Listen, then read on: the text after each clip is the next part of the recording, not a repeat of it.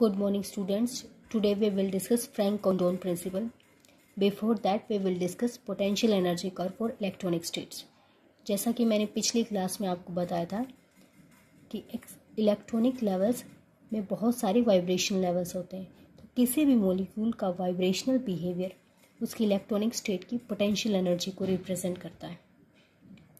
तो potential energy curve हम simplest molecule डायहाइड्रोजन molecule की मदद से करेंगे।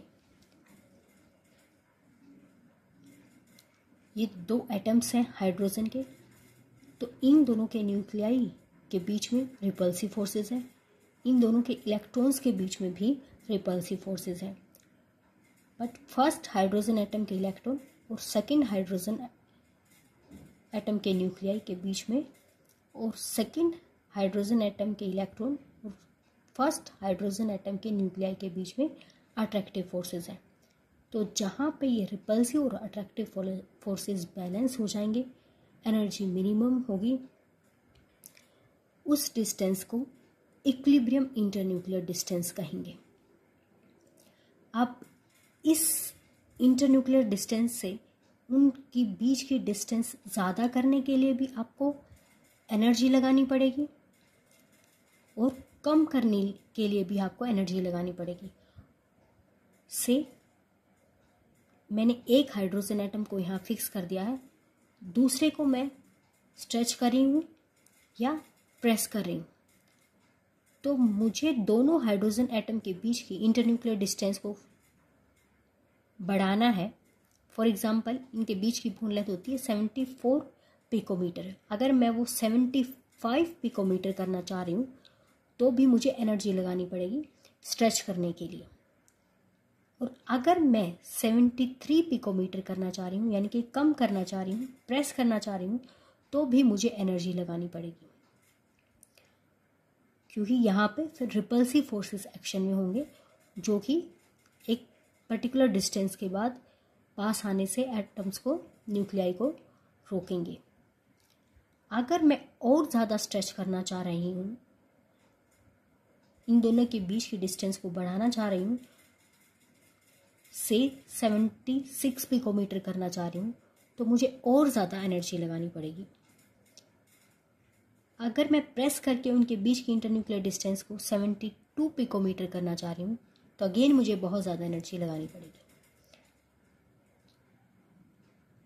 तो इस तरह से जो पोटेंशियल एनर्जी कर्व है उसकी शेप ये आनी चाहिए जो मैंने डॉटेड लाइन से रिप्रेजेंट की है। पर एक्चुअल में पोटेंशियल एनर्जी कर्व की ये शेप नहीं आती है, क्योंकि जो हमारा सिस्टम है, जो हमारा बॉन्ड है, वो पूरी तरह से इलास्टिक नहीं है। और ये आप पढ़ चुके हैं वाइब्रेशनल स्पेक्ट्रोस्कोपी में, और आपने कहा था कि अगर आपका जो सिस्टम है वो सिंपल हार्मोनिक सिस्टम है तो आपका कर्व इस तरह का आएगा। लेकिन सिंपल हार्मोनिक ना होके एन हार्मोनिक सिस्टम है, यानी कि बॉन्ड कुछ हद तक इन इलास्टिक भी होते हैं। तो जो पोटेंशियल एनर्जी कर्व है आपका एक्चुअल में वो इस तरह का आएगा। इसको मोर्स कर्व बोलते हैं कि पर्टिकुलर अमाउंट ऑफ एनर्जी लगाने पे मॉलिक्यूल स्ट्रेच ज़्यादा होता है और प्रेस कम होता है। और जैसे जैसे आप एनर्जी बढ़ाते जाएंगे, ज़्यादा खींचते जाएंगे, ज़्यादा स्ट्रेच करते जाएंगे, एक ऐसी लिमिट आएगी तब मॉलिक्यूल ब्रेक हो जाएगा, वो एटम्स में कन्वर्ट हो जाएगा और उनके बीच में कोई इंटरेक्शन नहीं बचेगा। तो ये जो एनर्जी है ये डिसोसिएशन एनर्जी के कोरस्पॉन्डिंग एनर्जी है कि इतनी एनर्जी लगाने पे आपका जो हाइड्रोजन मॉलिक्यूल है वो डिसोशिएट होके एटम्स में कन्वर्ट हो जाएगा। This is the potential energy curve for dihydrogen molecule. So जो पोटेंशियल एनर्जी है वो फंक्शन है इंटरन्यूक्लियर डिस्टेंस का। D is a dissociation energy, beta is a constant for a particular excitation state, R is the internuclear distance, and RE is the equilibrium internuclear distance, that is this distance, and R is any of this distance whether it is pressing or pulling, this or this.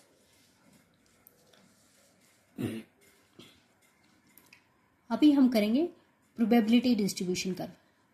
Quantum mechanics के according V0 के लिए molecule is most likely to be centered at central position, that is at equilibrium internuclear distance. But for higher value of V, molecule के end में होने के chances ज़्यादा हैं। जैसा कि हम पेंडुलम के केस में देखते हैं, जब आपका pendulum to and fro motion करता है तो यहाँ पे धीरे धीरे उसकी वेलोसिटी कम होती है, इस पॉइंट पे 0 होती है और फिर वो रिटर्न बैक करता है, तो सबसे ज़्यादा टाइम वो एंड पे स्पेंड करता है।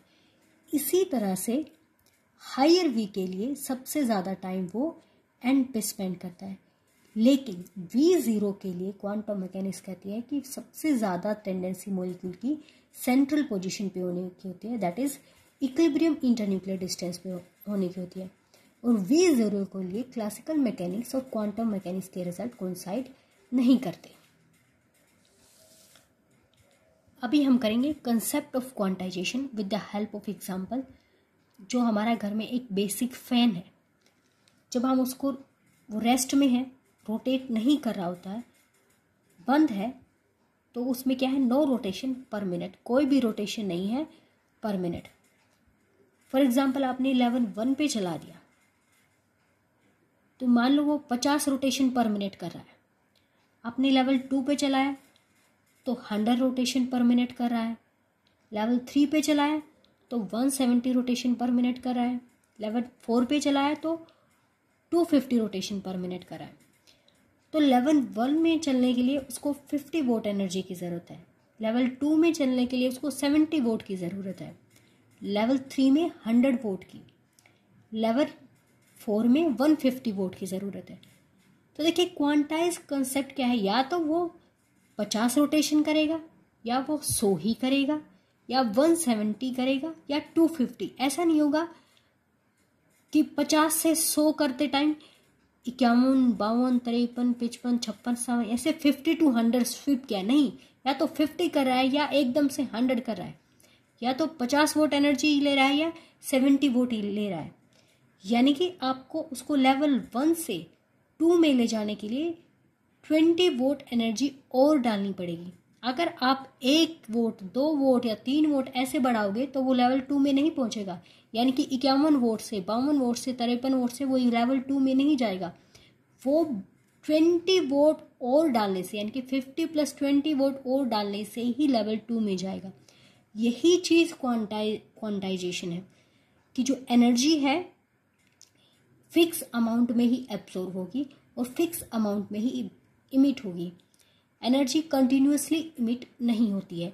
जैसे ये एक तरह से फैन जो एग्जांपल है, ये रोटेशनल सिस्टम का आपने देखा था। J0 उसमें मॉलिक्यूल रोटेट ही नहीं कर रहा है। J1 में 2 भी एनर्जी से रोटेट कर रहा है, J2 में 6 भी एनर्जी से रोटेट कर रहा है, इस तरह से। तो एनर्जी जो है फिक्स अमाउंट में ही इमिट होगी, फिक्स अमाउंट में ही एब्जॉर्ब होगी। कंटिन्यूअस एब्जॉर्प्शन ऑफ एनर्जी नहीं है।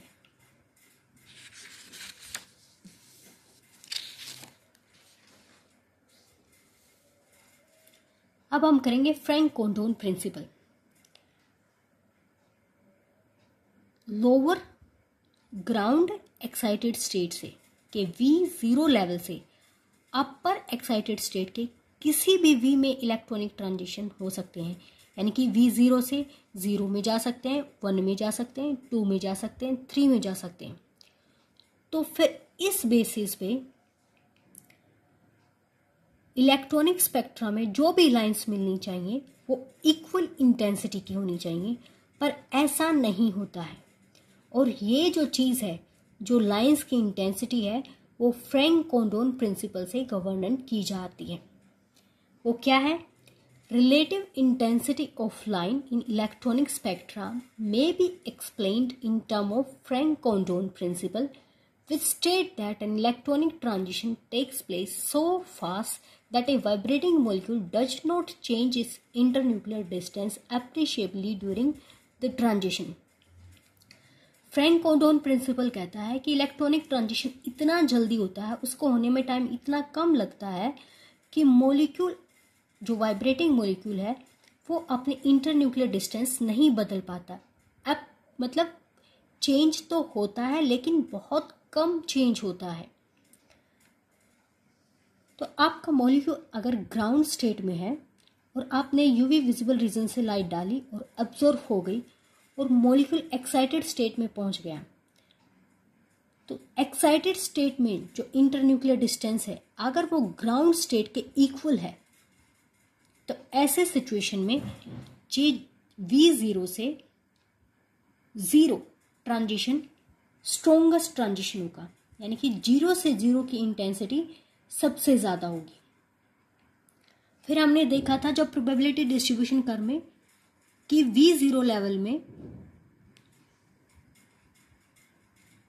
प्रोबेबिलिटी डिस्ट्रीब्यूशन कर्व इस तरह का था, तो साइड में मॉलिक्यूल के होने के भी चांसेस होते हैं, एक्सट्रीम पोजीशन में भी होने के मॉलिक्यूल के चांसेस होते हैं। तो अगर यहां से ट्रांजिशन होंगे तो वो 1 में भी जा सकता है, 2 में भी जा सकता है।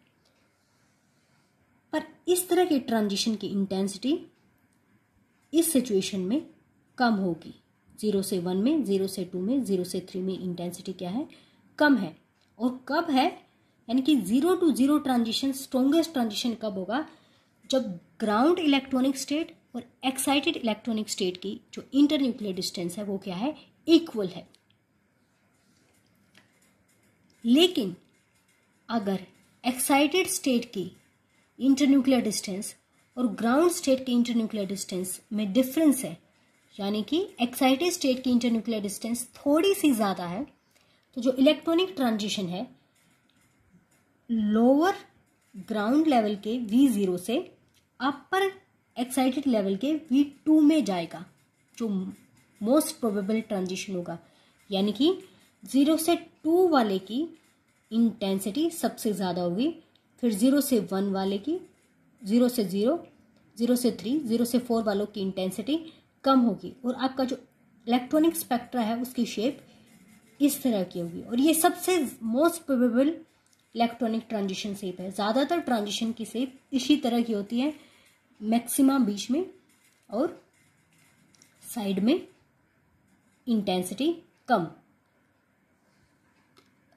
तो एक्साइटेड स्टेट और ग्राउंड स्टेट की इंटरन्यूक्लियर डिस्टेंस में थोड़ा सा डिफरेंस है। एक्साइटेड स्टेट की इंटरन्यूक्लियर डिस्टेंस थोड़ी सी ज़्यादा है, तो 0 to 2 वाला electronic transition most probable transition होगा।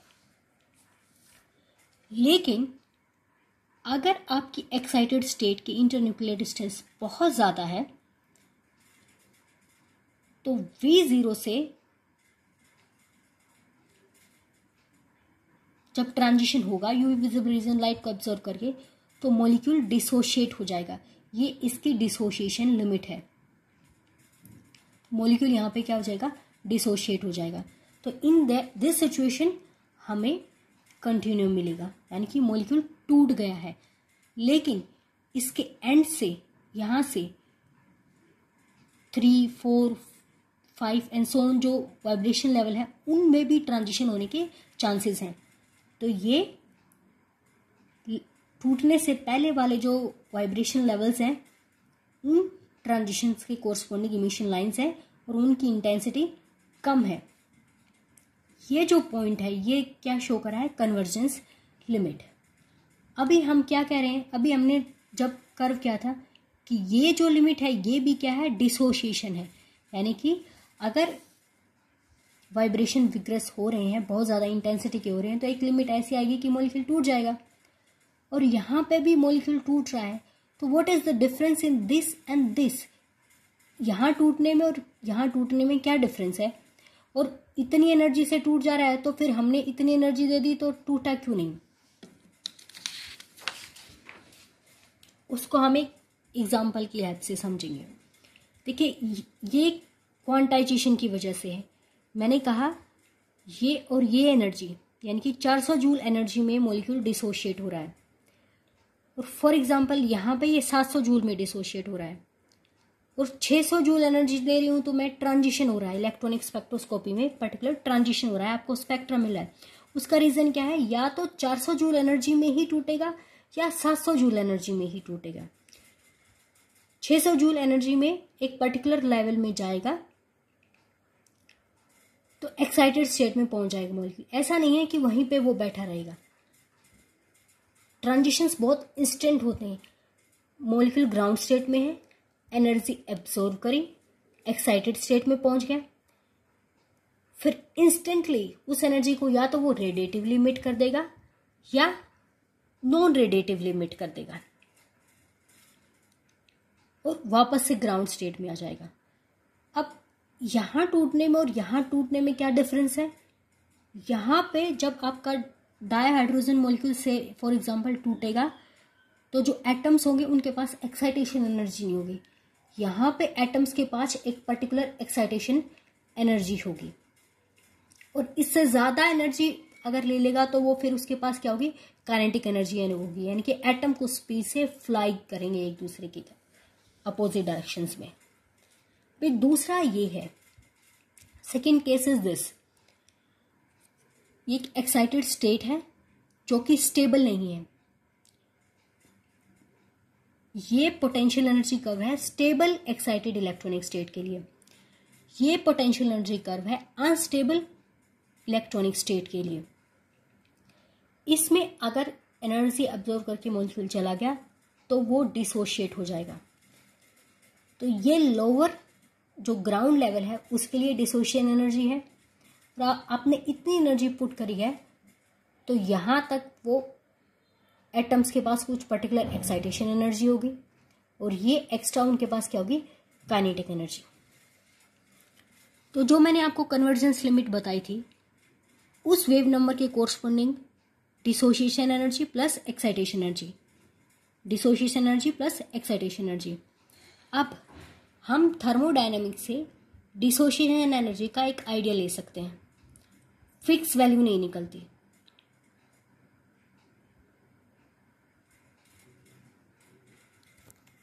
देन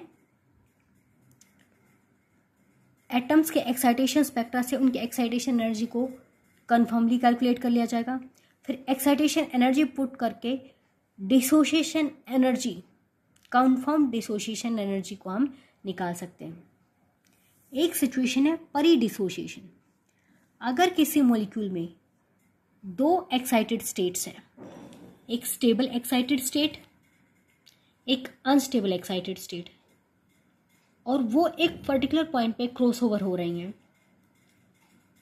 और लोअर ग्राउंड इलेक्ट्रॉनिक स्टेट से ट्रांजिशन हो रहे हैं, तो 0 से 0, 1, 2, 3, 4 आपको फाइन रोटेशनल और वाइब्रेशनल स्ट्रक्चर मिलेंगे।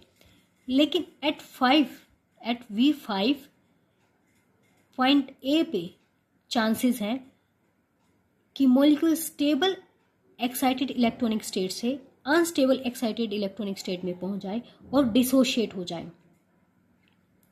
तो मॉलिक्यूल अगर डिसोशिएट हो जाएगा तो आपको वहां पे क्या मिलेगा? कंटिन्यूम मिलेगा।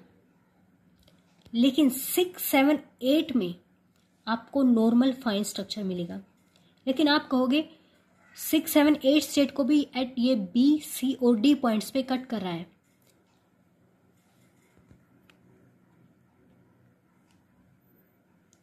उसका रीजन ये है, मैंने बताया कि जो प्रोबेबिलिटी डिस्ट्रीब्यूशन करता है कि मॉलिक्यूल के एक्सट्रीम पोजीशन पे होने के चांसेस ज्यादा होते हैं और B, C, D points extreme position पे नहीं है, कहीं इन बिटवीन है।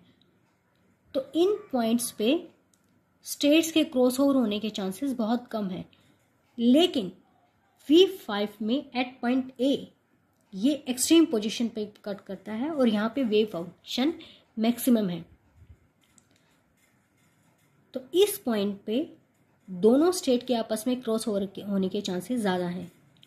तो अगर आपको कोई इस तरह का स्पेक्ट्रम मिल रहा है कि बीच में कहीं आपको कंटिन्यूम लग रहा है और दोनों साइड फाइन स्ट्रक्चर है, तो वो सिचुएशन क्या है? परी डिसोशिएशन है। मतलब दो एक्साइटेड स्टेट हैं, एक स्टेबल एक्साइटेड स्टेट और एक अनस्टेबल एक्साइटेड स्टेट, वो क्रॉस ओवर हो रही हैं और मॉलिक्यूल वहाँ से डिसोशिएट हो रहा है। ये था परी डिसोशिएशन।